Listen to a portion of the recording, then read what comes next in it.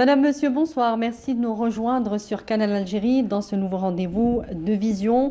Ce numéro que l'on va consacrer ce soir à la situation socio-politique au Maroc où la contestation populaire ne faiblit pas. Les robes noires, les avocats, donc les enseignants, les étudiants et autres mouvements anti-normalisation avec les sionistes investissent depuis des semaines la rue marocaine et annoncent des sit-ins pour les semaines à venir en signe de rejet d'un climat social et politique tendu et où la répression reste pour l'heure la seule réponse, l'unique réponse même d'un royaume débordé par ce qui prend de plus en plus des allures d'une révolte populaire si elle devait s'étaler dans le temps.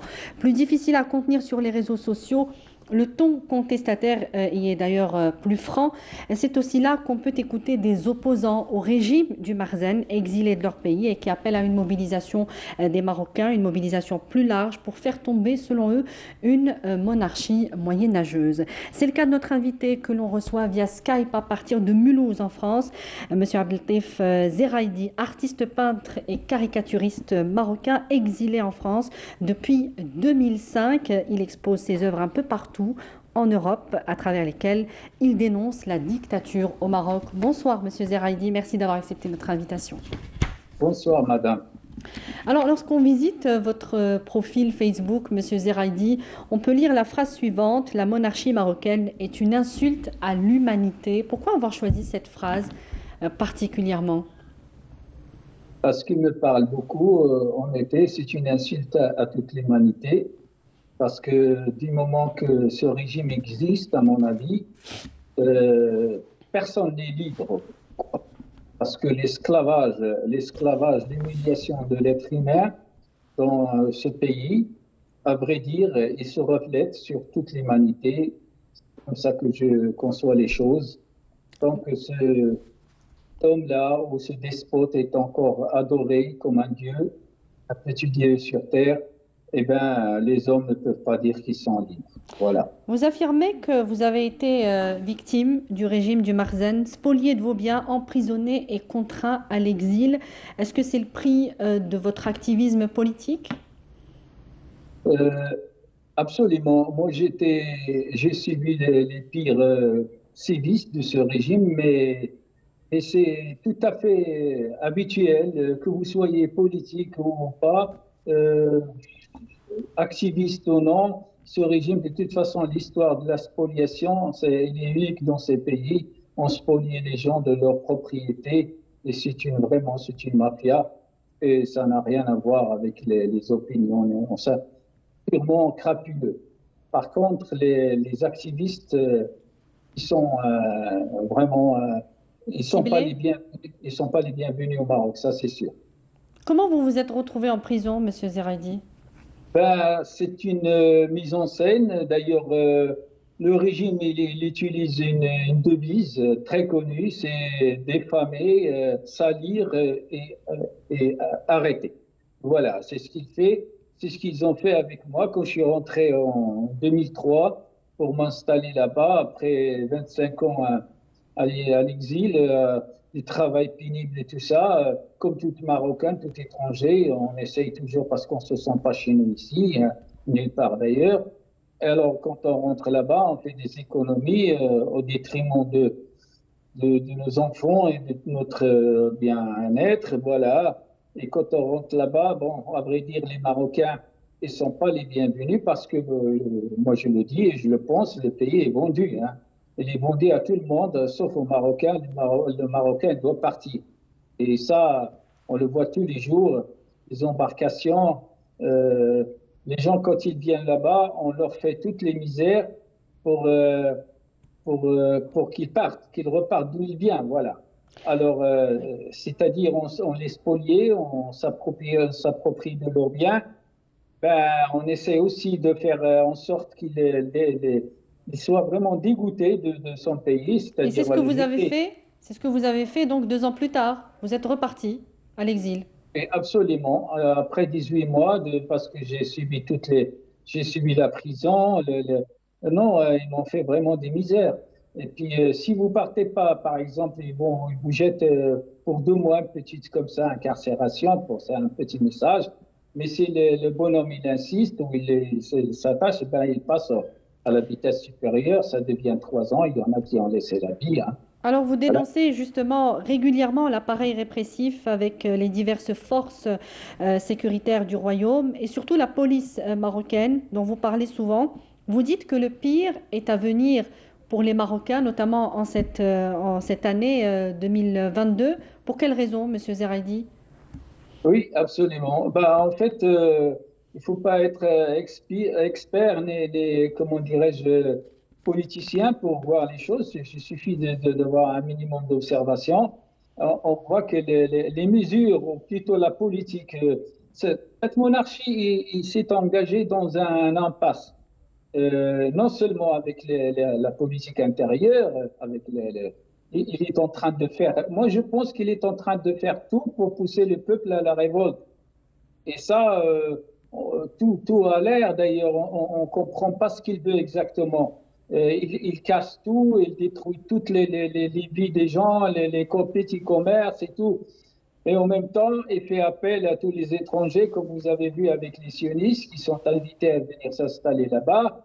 Et par contre, les Marocains, ils peuvent partir. Ils sont invités à dégager.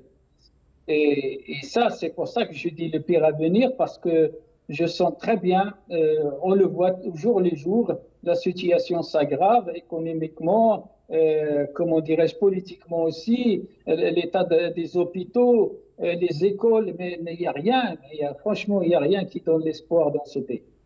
Est-ce que vous êtes en contact avec des opposants au régime à l'intérieur du Maroc qui vous rendent compte de la situation à l'intérieur du pays?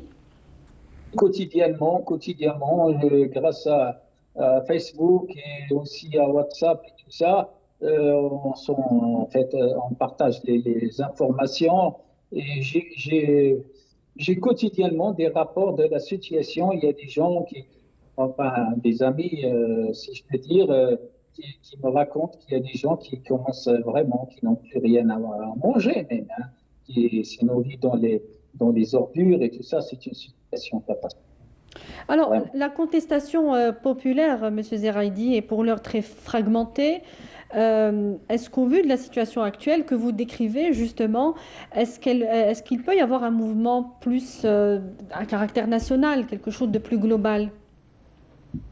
Ça, c'est une évidence parce que la colère est en train de, comment dirais-je, de prendre des, Des proportions une plus grandes? généralité, quoi. Voilà, des proportions nationales et c'est contagieux d'ailleurs parce que euh, on en a vu d'ailleurs dans les villes principales comme Casablanca, comme dans le passé, mais ça va pas tarder de revenir parce que si Casablanca, par exemple, parce qu'il est très étouffé, Casablanca, avec une répression policière précédente, parce que le régime policier il craint vraiment le soulèvement de cette population, mais ça va pas tarder de venir, ça c'est sûr. C'est-à-dire, vous voyez ça dans les semaines à venir. Vous dites par exemple que les Marocains sont complices de ces crimes commis par le Marzen en restant spectateurs de ce qui se passe actuellement dans le pays, en attendant un libérateur qui ne viendra pas. Est-ce que ce n'est pas un peu sévère comme constat à l'encontre des Marocains, sachant que la répression peut s'abattre de manière très dure sur les contestataires au régime? Oui, c'est une point de vue, ça n'engage que moi, bien entendu, mais moi je vois les choses comme ça. Parce qu'à partir du moment où ce peuple, parce qu'avant on ne savait pas, mais maintenant on sait tout, grâce à Internet, grâce aux réseaux sociaux, tout ça, tout est clair. Donc moi je dis quelque part, la balle est dans le camp des Marocains quand même. Le peuple doit se soulever. Mais quand ils sortent dans les rues, c'est pour demander d'améliorer leur situation d'esclavage, ce qui est révoltant quand vous voyez à chaque fois, vous avez les professeurs qui sortent de leur côté, les avocats, les marchands oui, légumes, ça n'a pas de sens. Maintenant, les agents de voyage qui se plaignent avec, je les ai vus aujourd'hui, avec les photos de despotes à la main, des petits drapeaux comme ça. Mais ça me dégoûte beaucoup, ça, parce que je dis, mais quand est-ce que ce peuple va se réveiller, quand même se rendre à l'évidence? Mais qu'est-ce qu'on est en train de faire là? On est en train de demander du pain où ça s'aplatir alors que qui sont maîtres chez eux, qui sont les vrais les Marocains, c'est leur pays. Et moi, je dis comme ça, ils n'ont qu'à chasser ce despote, cette mafia, c'est tout. C'est pourquoi continuer à quémander et à mendier un voleur, parce qu'on sait tout sur lui maintenant. Avant, on ne savait pas, mais maintenant, on sait tout. En plus, il le dit. Il se moque du peuple. Il dit où est la fortune. En pleine crise de Corona, il achète le lendemain un château, je ne sais quoi, un palais autour, au pied de la Tour Eiffel. Mais ça, c'est une. Mais quel mépris! Il insulte. C'est pour ça que je dis que la monarchie est une insulte à toute l'humanité. Parce que, du coup, moi, je dis que ces grandes démocraties qui se targuent toujours des droits de l'homme et tout ça, ils sont aussi complices. Tout le monde est complice. Parce qu'ils Est-ce que, continuent. oui. Est-ce que vous n'avez pas observé tout de même un éveil populaire qui s'est prouvé au fil des semaines, qui s'est manifesté au fil des semaines donc de cette contestation populaire au Maroc? Les Marocains ne réclament pas seulement de meilleures conditions économiques, mais il y a ces manifestations de la dignité, il y a ces manifestations anti-normalisation avec Israël. Il y a un éveil national plus profond. Plus profond, non, je ne crois pas. C'est un éveil à peine. C'est timide, ça reste encore timide. Non, non, moi je pense que. D'ailleurs, il manifeste contre la normalisation. Mais le régime lui-même est sioniste. Et ça est plus démocratique que ce régime-là. Mais ça n'a pas de sens de se manifester contre, je ne sais pas, les sionistes, alors qu'on a le sionisme. On a une association là-bas qui s'occupe un petit peu de ça, qui est contre la normalisation, tout ça, mais ça reste un petit peu, ça n'a pas de sens, ça n'a pas de sens. Il faut chasser la monarchie. C'est exactement ce qu'il faut faire. Justement, vous n'êtes pas dans le compromis, Monsieur Zeraidi. C'est-à-dire que pour vous, la seule solution aux maux que vivent aujourd'hui, que subissent les Marocains, c'est de faire tomber cette monarchie et non pas de la réformer. Ben oui, il n'y a rien à réformer, c'est impossible parce que ça fait 70 ans que ça dure. Mais c'est quelqu'un qui est, comment dirais-je, on a un criminel au pouvoir et il connaît que le bâton, que la langue de matraque, les, les ricains, là, les gens qui demandent quel hôpital ou un truc comme ça, des choses d'ailleurs qui doivent déjà avoir, on leur donne 20 ans de prison, mais c'est des siècles de prison, les journalistes, tout ça, mais ça n'a pas de sens. Donc, qu'est-ce qu'il y a lieu de faire selon vous? Une contestation Ben, à l'échelle nationale, plus de oui, tout à pression sur fait. cette monarchie? Absolument, comme on en a fait en 2011 d'ailleurs. En Oui. 2011, ça a été même pas avant, enfin, ça a été un petit peu saboté la révolte à cause de ces islamistes, les corrompus là, qui ont un peu sauvé le régime. Du PJD? Oui, tout à fait. Et là, il faut quand même être vraiment méchant et déterminé. Il faut sortir dans la tension comment dirais-je, d'en découdre avec cette mafia, c'est tout. Mais Il faut est-ce pas que se... cette mafia, Monsieur Zeraidi, n'est pas Oui, finalement infiltrée dans toutes les strates de la société et qu'il serait difficile justement de l'endiguer? c'est sûr que c'est difficile, mais on sait très bien aussi que les politiques qu'il est en train la politique qu'il est en train de pratiquer, et ça joue contre elle, surtout la normalisation qu'il vient de faire récemment, c'est quelque chose de très grave à mon avis. C'est quelque chose de très grave, à Pourquoi? part Alors, que puisque vous ouvrez cette parenthèse, vous dites que le Maroc a introduit un corps étranger à la fois dans le pays et dans la région. C'est quelque chose qui aura des retombées, selon vous, très négatives sur l'ensemble des pays voisins du Maroc. Pourquoi, selon vous, l'État marocain, la monarchie, le Makhzen ont imposé cette normalisation maintenant? Pourquoi le Maroc s'est senti obligé de le faire? Alors qu'il y a ben, toujours eu juste des liens hein, avec Israël. oui, oui, tout à fait, mais ils sont en train, il y a des choses qui se passent, à mon avis, dans les coulisses parce que il essaye un petit peu de faire amadouer les États-Unis. comme quoi voilà, il a normalisé. C'est à cause du Sahara, tout ça, Sahara occidental, parce que vous savez l'histoire des tweets de Trump et tout ça. D'après ce que j'ai lu, moi, la monarchie a peur le nouveau locataire de la Maison Blanche qui va changer d'avis, quoi. Et c'est pour ça qu'ils sont allés à fond, mais ils sont aussi manipulés. Ils sont aussi manipulés. Et, ils savent plus où ils habitent. Ils sont allés faire tout ce qu'ils peuvent faire pour que les autres, voilà, leur donnent la terre qui leur appartient pas d'ailleurs. Manipulé par qui, Monsieur Zeraidi? Manipulés par les sionistes, par les États-Unis aussi. Hein. Vous savez, le Sahara marocain, ils sont déjà en train ils veulent installer des bases militaires là-bas, au Maroc d'ailleurs, et peut-être même au cœur du Sahara, hein, ça c'est sûr. De toute façon, ça revient ni aux Marocains, ni aux Sahraouis. Hein. Ça va partir les richesses et tout ça dans la poche de cette mafia. Est-ce que ce n'est pas une politique qui peut s'avérer suicidaire pour le régime marocain? C'est une politique suicidaire, mais eux, ils jouent le tout pour le tout. Hein. Parce qu'il a senti que la révolte, le bouillonnement de la rue, il est là. Le peuple, de toute façon, ils sont endettés. Maintenant, ils s'endettent davantage pour payer les dettes. Ils sont dans l'impasse. Alors, il joue le tout pour le tout. Hein. Il n'a rien à perdre. De toute façon, il n'a plus rien à perdre. Déjà, il a fait l'évasion il a évadé toutes les fortunes du pays à l'étranger et ils sont en train d'acheter des palais ici ou là, partout dans l'Europe, le monde entier. Donc, vous comprenez, c'est pour ça qu'ils se jettent un peu dans la gueule du loup, quelque part. Monsieur Zeraidi, dans vos vidéos en ligne, vous dites que même en exil, vous êtes exposé au danger, celui d'un possible attentat contre votre personne. Vous qui caricaturez souvent le roi Mohamed VI dans des figures peu reluisantes, avez-vous déjà subi des formes d'intimidation ou de harcèlement depuis votre exil à Mulhouse? Oui, mais je reçois quotidiennement les menaces, hein. Les menaces sur Facebook, ça c'est sur ma page, tout ça.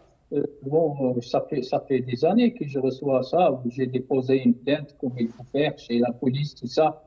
Mais c'est pas ça qui va nous décourager. Nous aussi, on est suicidaires, on est obligé d'aller jusqu'au bout. Hein. Déterminé, plutôt. Ah bon, on n'a plus rien à perdre non plus parce que autant mourir libre que vivre esclave. Hein. Moi, en ce qui me concerne, c'est comme ça que je vois les choses. Votre blog, par exemple, est régulièrement bloqué, attaqué. C'est aussi une façon de faire taire les voix discordantes? Oui, oui, en effet.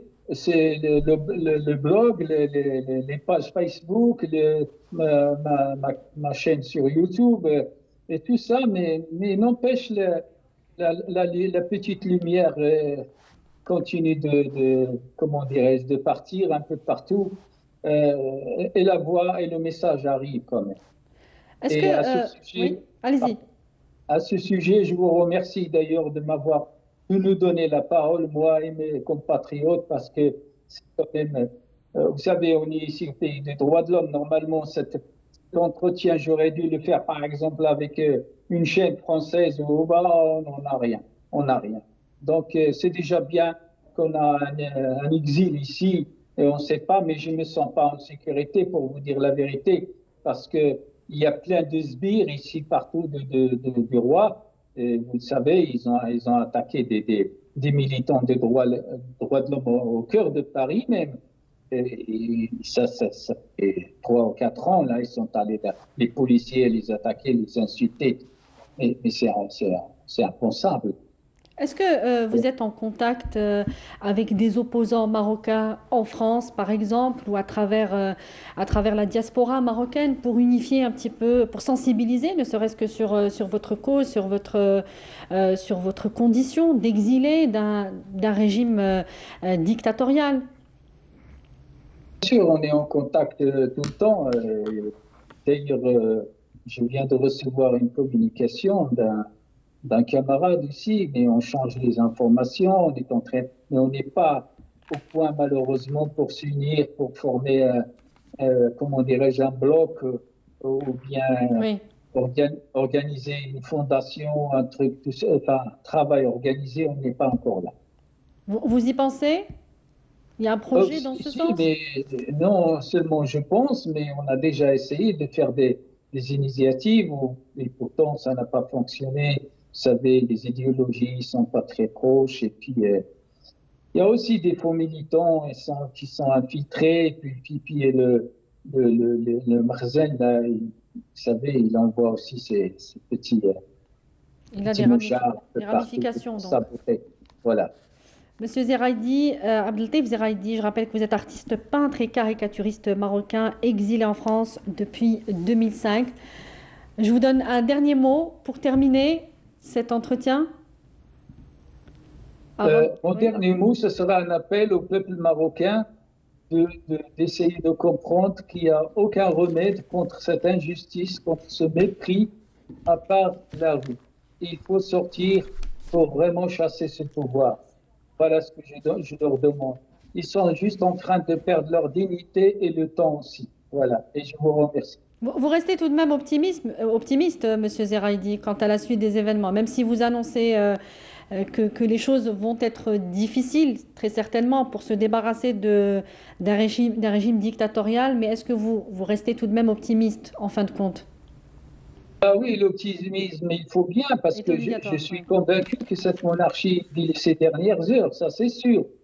Mais après la monarchie, qu'est-ce qui va venir?